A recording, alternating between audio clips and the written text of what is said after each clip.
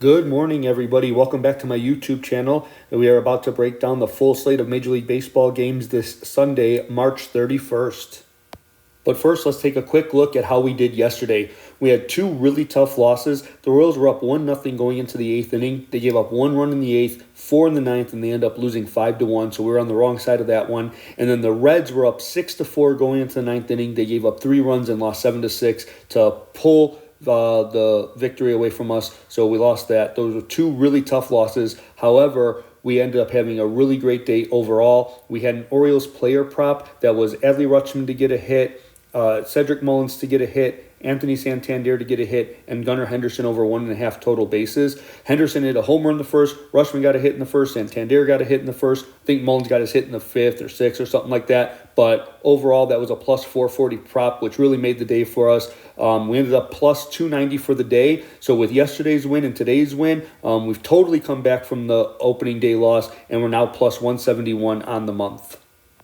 The first two games we have to look at are the Los Angeles Angels at the Baltimore Orioles and the Atlanta Braves at the Philadelphia Phillies. In each of these games, being that it's so hard to get a sweep in the MLB, I kind of like the Angels, and plus I think Detmers is the better pitcher, and I kind of like the Phillies. Getting swept at home by Atlanta in the opening series, I just don't see it happening. However, the Angels have looked so bad against the Orioles. The Orioles have just kind of manhandled them, so I think it's best to just stay away. And same thing, Atlanta's kind of dominated over Philadelphia in these first two games. They've looked like the much better team. Ranger Suarez has a lot of familiarity with the Braves. I'm not sure what we're going to get out of Sale. So if Sale is, really good and striking guys out like he has in the past, then, I think it's best to just stay away and not risk it. So we're going to stay away. I do like two player props in these games, however, one in each game. I like Mike Trout to get a hit. He's had a hit in each of the first two games. He's going to hit third, so he'll get like 4 to 5 at-bats if it's a close game. And I think that, obviously he's very reliable when he's in the game, so I think he can get a hit. And then Austin Riley to get a hit. He got his first hit of the year, a double in his last at-bat yesterday. We had him in a player prop yesterday that paid, so we're going to run it back with him again today. Plus, against Ranger Suarez, he has had 15 at-bats and a 400 average, so he is used to hitting off this guy. Next up, we have the Washington Nationals at the Cincinnati Reds and the Toronto Blue Jays at the Tampa Bay Rays. In the Washington-Cincinnati game, I'm not going to bet anything in this game. I think both these teams are pretty close, evenly matched. It's been a pretty good series these first 2 days. The Reds blew the game yesterday, so I think it's best to just stay away from this game. Neither pitcher really stands out as far as a body of work against the opponents, and so I think it's just best to stay away. And then in the Toronto-Tampa Bay game, Toronto's going with Kevin Gausman. He's a Cy Young candidate. Tampa Bay's going with an opener in Armstrong and then a bullpen game. So I kind of like Tampa Bay in this game just because Gausman is a better pitcher if you can get 6 innings out of him before you hand it over to the bullpen. So I'm going to take the Blue Jays money line at minus 120. And then I like Vladimir Guerrero Jr. to get a hit. He's been pretty hot this year already. He's got 4 hits in the first 3 games. So I think he just continues with a hit in this one. Next up, we have the Pittsburgh Pirates at the Miami Marlins and the Milwaukee Brewers at the New York Mets. In both of these games, we have the home teams trying to avoid sweeps. The Marlins a 4-game sweep and the Mets a 3-game sweep. So I'm going to ride with both home teams avoiding the sweep today. I'm going to take the Miami Marlins money line at minus 130 and the New York Mets money line at minus 135. And then for props, I like Josh Bell, Jake Berger, and Brian De La Cruz to all get a hit in the Miami game. Falter is a lefty. Bell is a switch hitter. Berger and Cruz both right-handers. Lifetime against Falter combined, they have 14 at-bats, 8 hits, and 5 home runs. So I think they can all get a hit. And then the Mets and Brewers game, I like Nimmo and Yelich to each get a hit. 2 righties on the mound. Nimmo and Yelich are both lefties. Nimmo hits leadoff, so he's going to get like 5 at-bats. Yelich hits third. Yelich is off to a super hot start. He's 5 for 9 already on the year, and he's 3 for 6 with 2 homers lifetime against McGill. Next up, we have the Minnesota Twins at the Kansas City Royals and the Detroit Tigers at the Chicago White Sox. Another one where we have 2 home teams trying to avoid 3-game sweeps. I probably do like the Royals to avoid the sweep. However, I looked at it, and Singer has been kind of owned by Minnesota. Obviously, they're in the same division, so they have a lot of familiarity. And Singer has been kind of owned by Minnesota, so I think it's best to just stay away from the game. I will take Bobby Witt Jr., however, to get a hit. Lifetime against Ober, he's 5 for 11 with a home run. So it's small sample size, but still, I think Witt can get a hit. And then in the Detroit Tigers Chicago White Sox game, I'm actually going to take the Tigers to get the sweep. Normally I like to go against that, but Tigers money line minus 155. The White Sox have just looked lost. We had them first 5 yesterday, and it came through for us, but sure enough, the White Sox bullpen blew the game.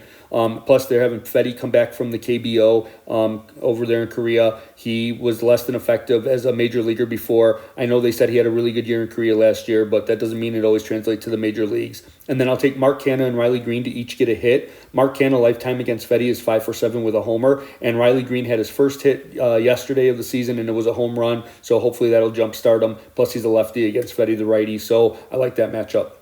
Next up, we have the New York Yankees at the Houston Astros and the Chicago Cubs at the Texas Rangers. In the New York Yankees at a Houston Astros game, it's a common theme. We have a home team trying to avoid a sweep. They're 0-3 in the first 3 games against the Yankees, trying to avoid that 4-game sweep. I think they do it.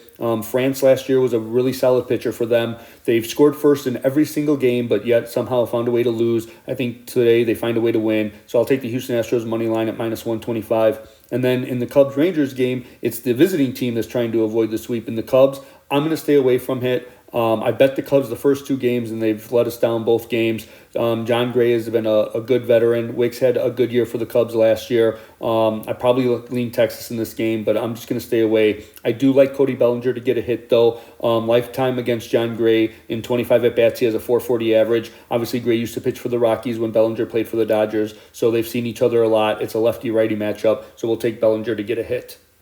Next up, we have the Cleveland Guardians at the Oakland Athletics and the Colorado Rockies at the Arizona Diamondbacks. In the Cleveland-Oakland game, again, we have the home team trying to avoid the 4-game sweep. I'm a little apprehensive to take Oakland in this one because they've looked lost, not just offensively, but also defensively. Cleveland has kind of manhandled them. However, I am going to take them money line plus 105. Paul Blackburn was their ace last year. He had some really good starts and really kind of stopped the bleeding a couple times when the Athletics were on some really bad runs. So I'm going to take him to do it again this year. I also like Jose Ramirez to get a hit. In his career against Blackburn, he has 13 at-bats and 7 hits. So an okay sample size with a lot of success. So we'll take Ramirez to get a hit. And then in the Colorado-Arizona game, I like Arizona money line minus 205. Colorado got the win yesterday. Today they have Fott on the mound. He was a postseason darling for the Arizona Diamondbacks last year. He pitched really well in his rookie season. I do not like to take things more than minus 180. I don't like to lay that much. So I might not take it at all, but I just wanted to put it out there that I do like the Diamondbacks to win this game. I just don't know if I'm going to bet it at that price. Next up, we have the Boston Red Sox at the Seattle Mariners and the San Francisco Giants at the San Diego Padres. So in the first game, Boston and Seattle, I'm not going to take a team in this one. Whitlock versus Miller, 2 very good mid-level pitchers. Seattle obviously has won the last 2 games with Devers not playing. I'm not sure if Devers is going to come back and play today or not, so I think it's best to just stay away. Maybe when after I see the starting lineups and I see if Devers is in or not, I might change my mind. But as of right now, I think I'm just going to stay away from the game. I do like Julio Rodriguez to get a hit. He hit the walk-off winner yesterday, so I think maybe that might give him a little bit of momentum building on his side, so he should get a hit today. And then the San Francisco-San Diego game, what do we bet here? Nothing. Jeffries is making his debut. King for the Padres. He pitched over in Korea in the second game. He ended up pitching like 3 innings. He was really effective in the first inning, but after that he kind of got hit around a little bit. He ended up with an 8 ERA for the 3 or 4 innings that he pitched and getting the win because he came in middle relief. But overall, I think it's best to just stay away from this game. And then there's no props that I really like either.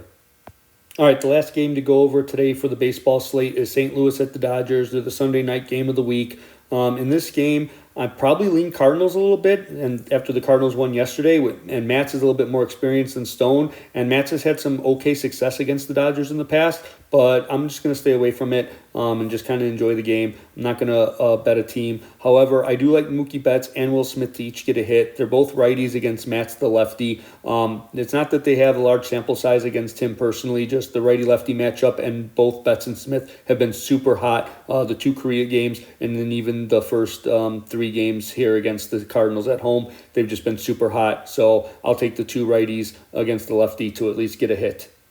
Okay, last up, we have the last day of the Sweet 16 today. Tennessee at Purdue and NC State at Duke. The lines that I've seen are Tennessee at Purdue. Tennessee's plus 3.5, and the over-under is 147.5. Tennessee's plus 134 on the money line, and Purdue is minus 162. And then NC State is plus 6.5. The over-under is 142.5. NC State's plus 240 on the money line, and Duke is minus 300 on the money line. Yesterday, we actually won our first NCAA bet since we launched the channel. We had Alabama minus 3.5, and that came through. So today, we like Duke minus 6.5 and NC State Duke under 142.5. Okay, guys, so that does it for Sunday, March 31st. If you guys want to leave a comment and let me know if you're making money off any of these plays, or even if you're fading me, or if you like the analysis or don't like the analysis, let me know. I'll try to reply to as many comments as I can. If you can click the like and subscribe button, that'll go a long way as I try to launch this channel and get this thing off the ground. And if you can click on the notification bell, then you'll be notified when I post my videos in the morning. And that way you'll be a little bit more informed before you place your bets. Last, you can follow me at Sportsbook Whisper, no vowels in Sportsbook, on X, formerly Twitter, or Instagram. That's where I post my final plays. The videos that I post here, I'm recording them really early the day of the games, and so I don't have all the latest injury news or line movements or lineups being posted. So I may change some of these plays, and I would post that 1 to 2 hours before the game on those social media platforms, so you can follow me there for the final plays. In the meantime, guys, hopefully we can win for a third day in a row today and increase our profit. And good luck, guys, and I'll see you all tomorrow.